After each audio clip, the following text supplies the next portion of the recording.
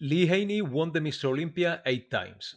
And when people talk about his training philosophy, one phrase usually comes up immediately: stimulate, don't annihilate. But what does that actually mean? Because when you watch a Haney train, this definitely isn't easy training. There is plenty of volume. There are force reps. There is some control cheating. There are trisets, supersets, and very little rest. So today, instead of just repeating that famous quote, I want to look at how Lee Haney actually trained and ask a much more interesting question. What did stimulate, don't annihilate really mean? And more importantly, is there anything here that the average lifter can actually use? Let's decode it. Yeah, Lee, I mean, if everybody would just pay a little more attention to their form and a little less attention to how much That's weight the they're key. using, they would avoid all these That's the injuries. key. Now we're using heavy weight, but we're using control. Exactly. There We're must controlling be the weight. a link between the two. Do it There up, must Lee. be a link. Oh, Come on, man. Let's see how it's done. Let's see how it's done now. Yeah. Yeah. All right. Yes. All right. Yes. Those veins look like veins in marble, man. Come on. Let's see. Beautiful. All right. All right. Freaky. Woo. Come on, Lee. That's it. Come on, another one. All right. I think we can do another one. Beautiful. All right, B. Beautiful. I think we got our message across. That was nice. This is probably the first thing I like about Haney's training. He isn't saying that weight doesn't matter. He actually says the opposite. They are using heavy weight, but the weight has to remain under control.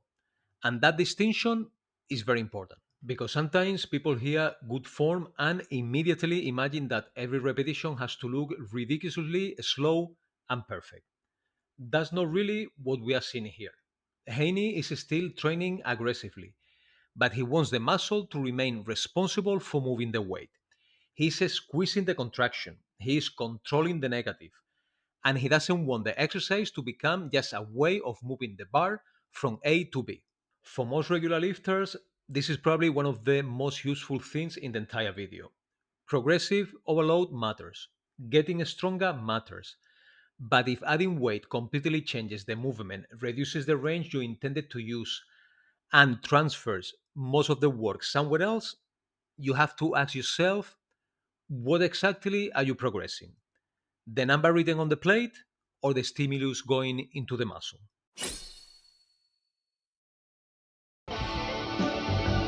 Now we're going to be doing barbell and preacher curls. And what we'll be using at the end of each set is going to be forced reps. And also make sure you got a good training partner in order to help you squeeze out those extra 3 to 4 repetitions. All right? We'll get rolling. Are we ready to go? I'm ready, Lee. All right.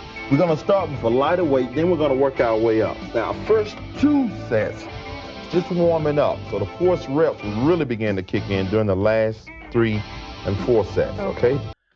Now, this is where the simple version of Lee Haney's philosophy starts becoming a little more complicated.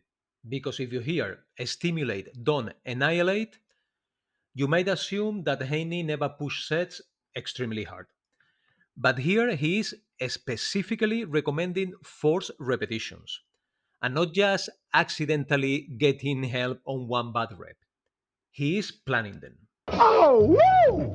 Okay. I'm in it now. Oh, Okay. wow! All right, getting serious. Starting to cheat a little too, okay? All right. Oh, All it's right. okay. But you're cheating, but you're still maximizing the squeeze. Exactly. Here we go. Let's go, let's go. And now he's even allowing sun cheating. Again, very different form from the simplified picture people sometimes have of Haney. But notice the way he describes it. He doesn't suddenly say, forget the technique and throw the weights around. The cheating comes later, when the muscle is already fatigued and he still wants control and contraction. This is actually quite similar to something we have seen with other old school bodybuilders. Strict repetitions first, then, once the muscle is tired, use a little momentum or assistance to extend the set. That can absolutely increase the intensity. But this is also where I would be careful if you are copying it. Force reps and cheating are techniques. They are not automatically better just because an 8-time Mr. Olympia used them. If you need someone lifting half the weight for you on every working set, you have probably gone too far. And this already tells us something important about Haney. Stimulate, don't annihilate clearly did not mean never train hard. He trained hard. The real question is where he believed the line between productive effort and unnecessary distraction actually was. And we are going to come back to that. Now we're going to tricep biceps, which is an awesome way for bringing about some extra growth and really bringing up the head of the arm. Are we ready, Pete? I'm ready, Lee. Let's go. Okay, let's rock and roll. We're going to start first with barbell curls, using this time the easy curl ball, which is great for alleviating some of the stress being placed upon the wrist. Okay, we're going to start with a lighter weight and work our way up. Are we ready, Pete? Do it, Lee. Do it, All man. right, baby. Yes. I noticed you like a little bit wider bungee curl. Right, I'm able to bring more of the head into play by doing so, Pete. You want to work both heads of the bicep, both heads. Yes, that feels great. Warming them up. We're coming up and we're squeezing at the top. Squeeze. We want to try to get in at least 8 to 10 reps. Yes. Beautiful. Come on, Lee. Yes, all right. All right. Woo. Okay, now we're going to go into alternate dumbbell curls. Here we go. Ooh. Starting with 40 pounds first. See, a tricep is so rough in the fact that you're not getting a lot of rest in between sets. So as far as the amount of weight that you're going to be using, it's going to be very little. And this is a completely different way of making training difficult. Haney isn't creating intensity simply by putting more weight on the bar. He's manipulating rest, 3 exercises, very little recovery, and because the muscle is already fatigued, the weight has to come down. This actually connects nicely with Vince Gironda. The systems are different, but the principle underneath them can be quite similar. With Vince's 8x8, reducing rest dramatically increases training density. Here, Haney is doing something similar through triceps. The individual weights might not look enormous, but try doing 3 biceps exercises back to back with almost no rest and see how light those dumbbells feel by the third set. And I think this is an important teaching point because people sometimes use the word intensity as if it only has one meaning. Training to failure is one way of making a set hard. Heavy weight is another. But short rest periods, supersets, and triceps can make relatively moderate weights extremely demanding as well. The fatigue is just being created differently. For an ordinary lifter, though, you don't need every intensity technique simultaneously. You probably don't need high volume, short rest, force reps, cheating, and supersets all in the same program. Choose the tool that actually solves the problem you have. More suffering does not automatically mean more growth. Okay. Yeah. Yeah, all right. We always want to work to stimulate, not annihilate. Let's go, baby. That's why it's important to use a weight that you can control during this exercise. Not too much and not too little. Let's go. Yeah. Yeah. And notice our first set, we're only using 50 pounds, which is more than enough to really stimulate and fully isolate the muscle. There it is, the famous sentence. And notice what Haney says immediately afterwards. He doesn't say, don't train hard. He talks about using a weight you can control. Not too much, not too little. Enough to create the stimulus. That gives the quote a very different meaning. I think stimulate, don't annihilate is often taken too literally, as though Haney was telling people to finish every workout fresh and comfortable. But that's clearly not what we have just watched. He's doing hard sets, he's using force reps, he's doing trisets. People are struggling.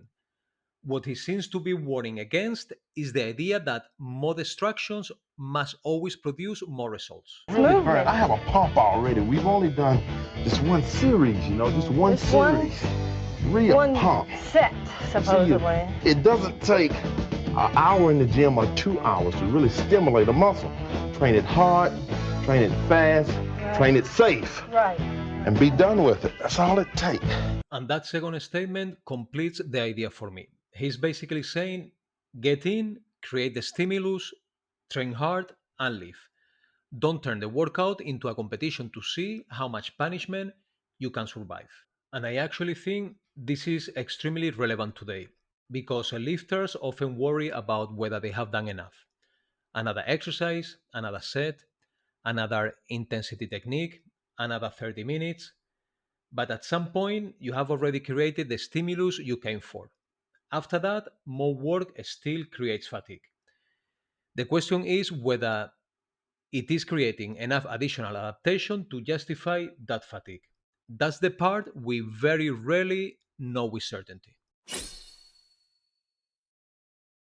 Woo! Now, Lee, why are we doing these particular movements? Well, see, the tricep is done by doing 3 different exercises while working an individual muscle. In this case, we're doing triceps. So we move from one exercise to the other, so we're getting a maximum pump in triceps now. So you picked movements that were hitting the tricep on different levels, different Different angles. And for different reasons. One, we may use a mass building exercise, a quality exercise, then a refining exercise. Here we are again. This is almost becoming a thing on the channel. We heard versions of this with Vince Gironda, we heard it with Francis Benfato, and now Lee Haney is talking about mass exercises, quality exercises, and refining exercises. Old school bodybuilding was absolutely full of this idea that different exercises could sculpt very specific qualities into a physique. Nothing is better than a preacher, as far as bringing the head in. Also, it helps to build size, lengthen the bicep also. Nothing is better. You got that beautiful picture there, Lee. Come on. Matter of fact, this was one of Larry Scott's favorite exercises.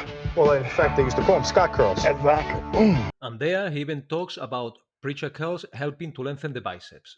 This is where we need to separate two different ideas. Exercise selection absolutely matters. Different exercises change joint position. They change where the muscle is challenged hardest. They can emphasize different functions and create different patterns of tension. So, choosing exercises intelligently makes sense.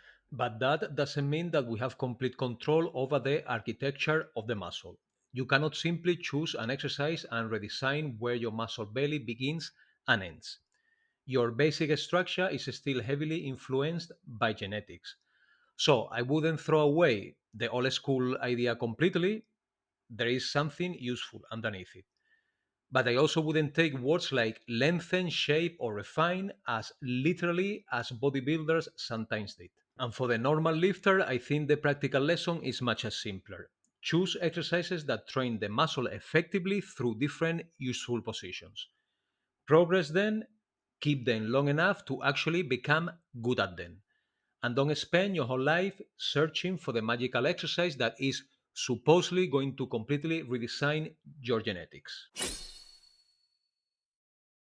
So, after actually watching Lee Haney training, I think Stimulate, Don't Annihilate makes much more sense. It wasn't an excuse to train easily. Haney trained hard. He used considerable volume. He used trisets and supersets. He occasionally used control cheating. And he even used force reps.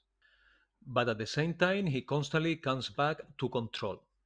Technique, using enough weight rather than simply the most weight possible. Training hard without unnecessarily abusing the joints. And finishing the job without believing that the longest, most destructive workout must automatically be the best one. That is probably the real philosophy. Do enough to create adaptation, but understand that recovery is also part of the training. And considering that Lee Haney won 8 Mr. Olympia titles, it is difficult to argue that this philosophy prevented him from training hard enough. So, which philosophy makes more sense to you? Would you rather follow the Menser or Dorian approach and take a smaller number of sets brutally close to the limit? Or Lee Haney's approach? More volume, more exercise variety, but trying to stimulate the muscle without completely annihilating yourself. Let me know which one would you choose. And that has been Lee Haney's Stimulate, Don't Annihilate training philosophy, Decoded. I will see you in the next one.